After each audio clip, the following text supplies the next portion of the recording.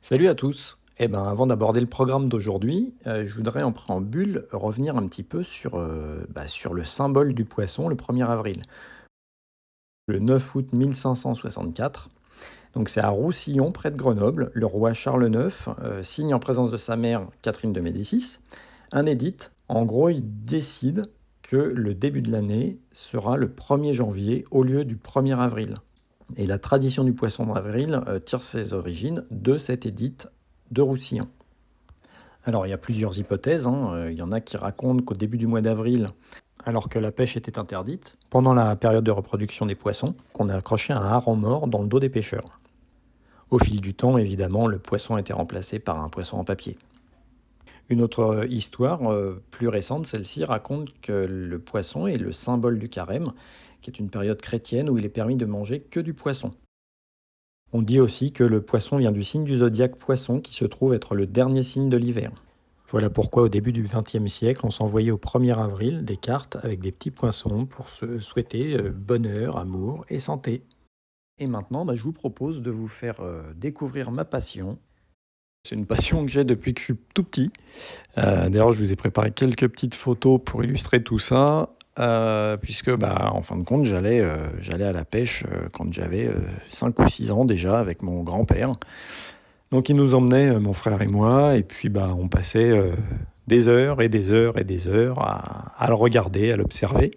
Je vais déjà vous parler un petit peu des livres que vous pourriez lire.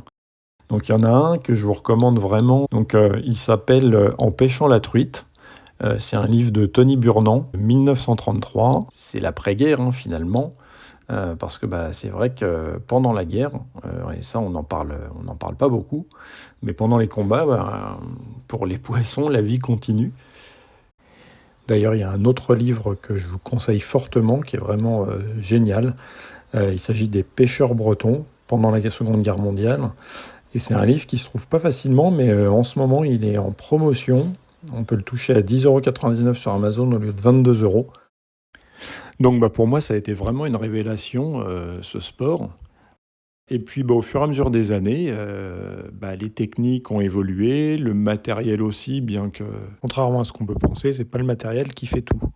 Donc de toutes ces années d'observation, de lecture et de pêche, vous imaginez bien que j'en ai gardé quand même l'essentiel et j'ai adapté ces techniques à la mienne. Et donc, je vais vous emmener avec moi et je vais vous faire voir un petit peu comment je procède. Après, c'est vrai qu'il faut un bon emplacement. On dit toujours qu'un bon pêcheur est un pêcheur solitaire. Il m'est arrivé parfois de pêcher au milieu d'une horde de pêcheurs. Finalement, je me suis aperçu avec les années que c'était quand même mieux d'être seul, au calme.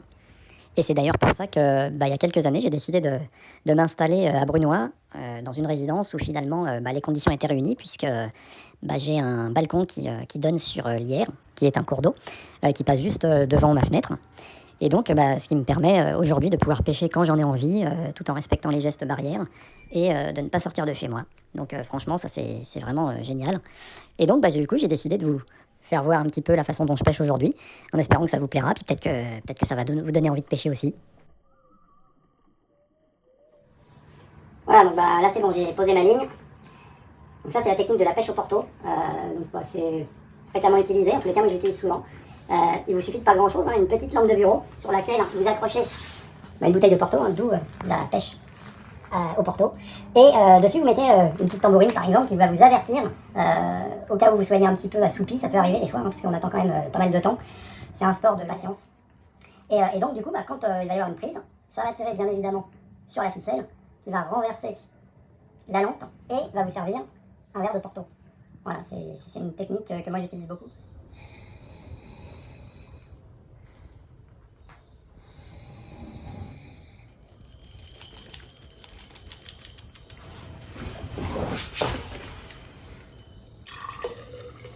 Oh putain, ça c'est du lourd là. Là faut qu'il aille.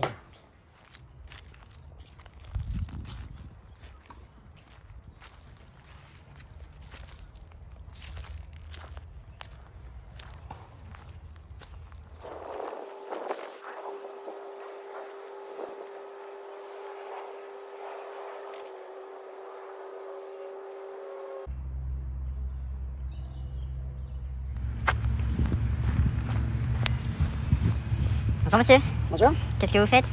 Bah, je vais pêcher là, Vous pêchez avec cet équipement? bien sûr. C'est rare. Ça, c'est vrai que la plupart des gens ils s'imaginent qu'il faut avoir du matériel de professionnel.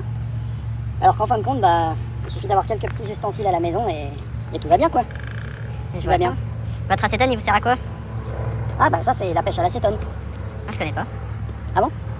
Bah ça c'est bon pour les jours où effectivement le poisson n'est pas toujours enclin à mordre l'hameçon. Bah du coup ce qu'on fait c'est qu'on verse un verre d'acétone et en règle générale 5-10 minutes après maximum il y a plein de poissons qui remontent.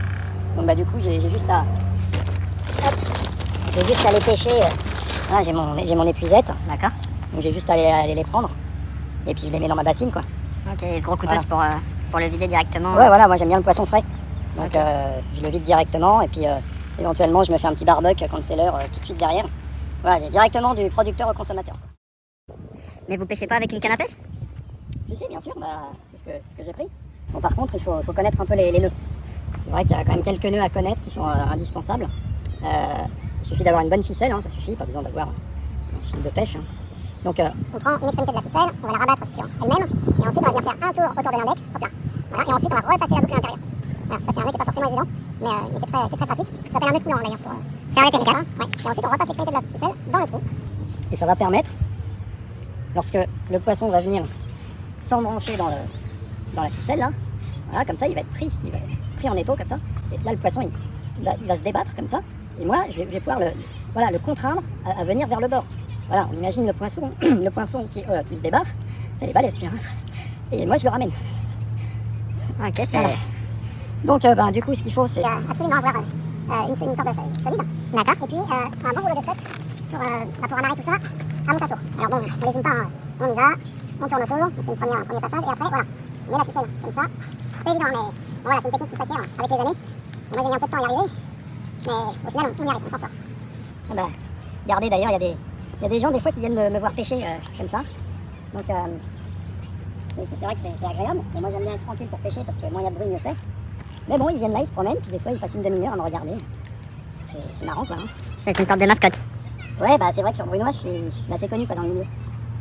Ça fait plaisir, hein, on est reconnu pour les années passées, les trophées, parce que j'en ai pris moi du poiscaille là-dedans. Il y a même les restaurateurs qui viennent me voir. Bon là maintenant c'est interdit, donc c'est ça, enfin bon. Voilà. Bon bah voilà, ma canne à pêche est prête. Hein. Alors évidemment, ce qui va me manquer quand même, c'est l'hameçon. C'est l'hameçon, donc ça, rien de plus simple.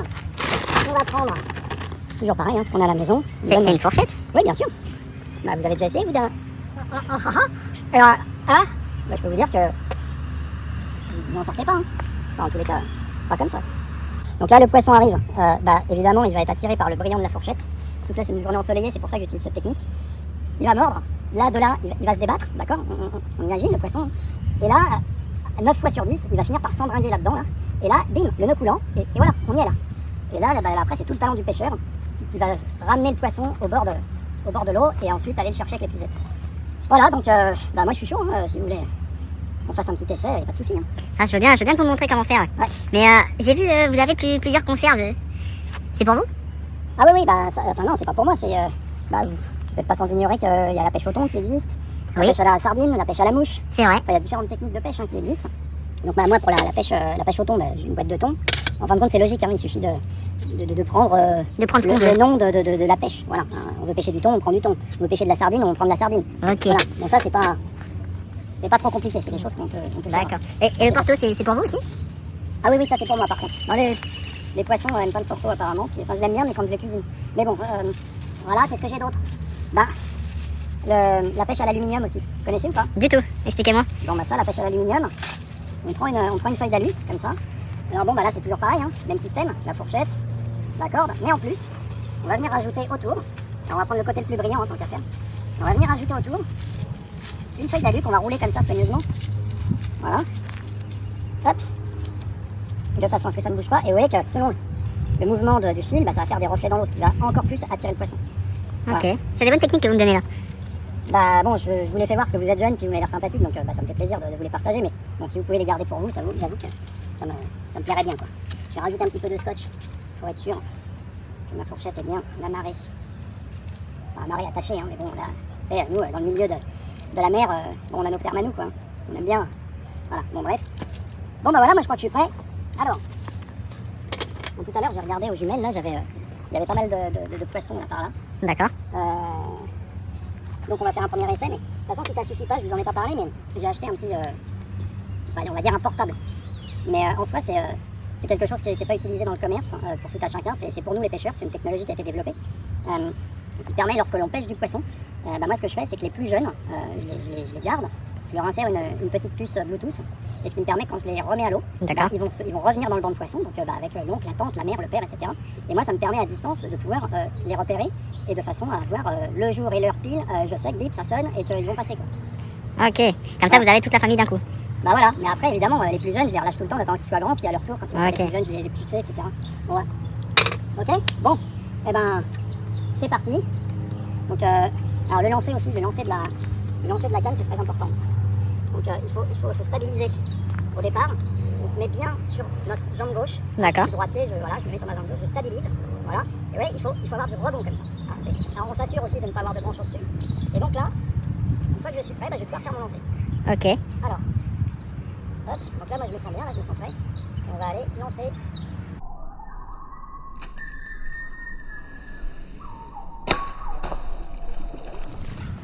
Voilà. Donc là je suis prêt. Donc là il faut bouger un petit peu la canne. Et on attend, ça c'est le principe de la pêche. Alors par contre ce qui est chiant c'est que j'ai mis mon siège un peu loin. D'habitude je m'assois. Le problème c'est que s'il y a un gros poisson qui arrive là, il va tout m'embarquer.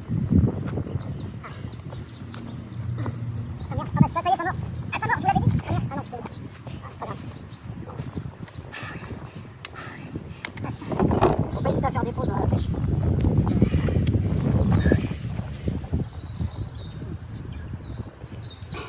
Je vous l'avais dit, c'est physique comme sport.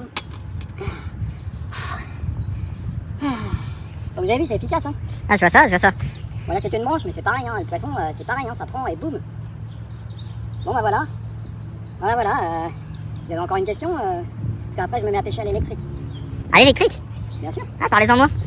Bah, vous avez pas entendu? Bon, alors, ça a été interdit par la loi. Hein. C'est vrai que c'était pas très longtemps, mais ou c'est en pourparler, je sais pas exactement. Mais bon, moi, c'est voilà, ma petite échelle, je veux dire, pourtant, je suis archi pour L'environnement. la préservation de l'environnement. Ah oui, moi, c'est vraiment primordial pour ça. Bah, je suis pêcheur. Donc bah voilà, à mon niveau, je n'aurais pas des gros dégâts, quoi. Hein, on va pas se mentir. Voilà, donc, hop. Donc là, j'ai amené un peu de câble. Alors, c'est pareil, Mais c'est du câble électrique. ça se branche sur. Tiens, il y en a un qui vient de sauter là-bas. Vous avez entendu? J'ai entendu. Ouais, bah, bien sûr que c'est du câble électrique. Et donc, ça se branche sur le portable là, que je vous ai fait voir. Donc, c'est pareil. Hop. On va tirer un câble sur l'eau. Alors, ça, en général, j'utilise ça pour les grosses prises. Hein. Je sais qu'il y a de gros pascailles qui arrivent. Et avec le portable, c'est pareil, on voit la taille des poissons. Ah, vous renseignez tout. Ouais. Ah bah tout est dedans. Non, c'est vraiment génial ça. On a développé ça avec un pote. Mais bon, pour l'instant, on ne fait pas trop en parler parce que après on s'attire tout de suite des ennuis quoi. Moi je fais ça pour le plaisir. Voilà. Bon voilà. Donc là j'ai branché mon système. Je vais aller mettre le fil dans l'eau. C'est prêt. Ah donc c'est un rayon de plus ou moins 10 mètres. Hein. Donc ça sert à rien de le mettre trop loin. Ce qu'il faut c'est que la phase et le neutre soit à peu près à 1 mètre de distance. D'accord. Qui va générer le rayon d'action.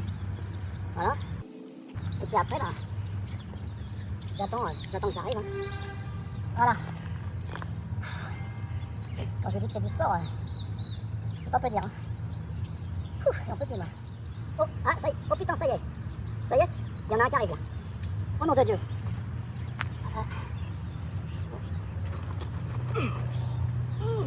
Tiens. Ah, donc là, normalement, je pense que ça y est. Faut attendre que ça remonte.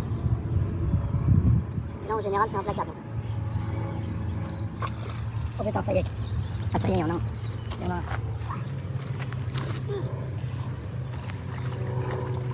Ah, il va. Ah, vache.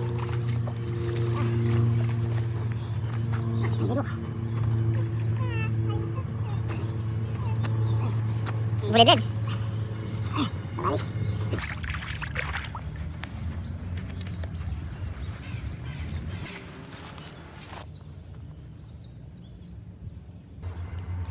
Mais qu'est-ce que vous avez fait?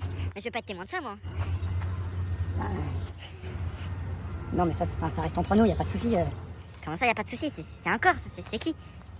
Je sais pas, moi je le connais pas, peut-être qu'il se baignait, peut-être que je sais pas, enfin, je sais pas, je me suis peut-être gouré dans l'ampérage, j'en sais rien. Bon, je vais vite ramasser tout ça. Ah merde. Ah, faut Ah, le partir. pauvre. On va dire qu'il profitait du soleil. Bon, vite, je ramasserai ça plus tard. Ouais. Oh putain, bah voilà. Bon bah, ouais, je suis désolé. Qu'est-ce qui se passe? Bah, je me suis un peu gouré dans les réglages. Bon bah, je vais pas ramener que du poisson ce soir.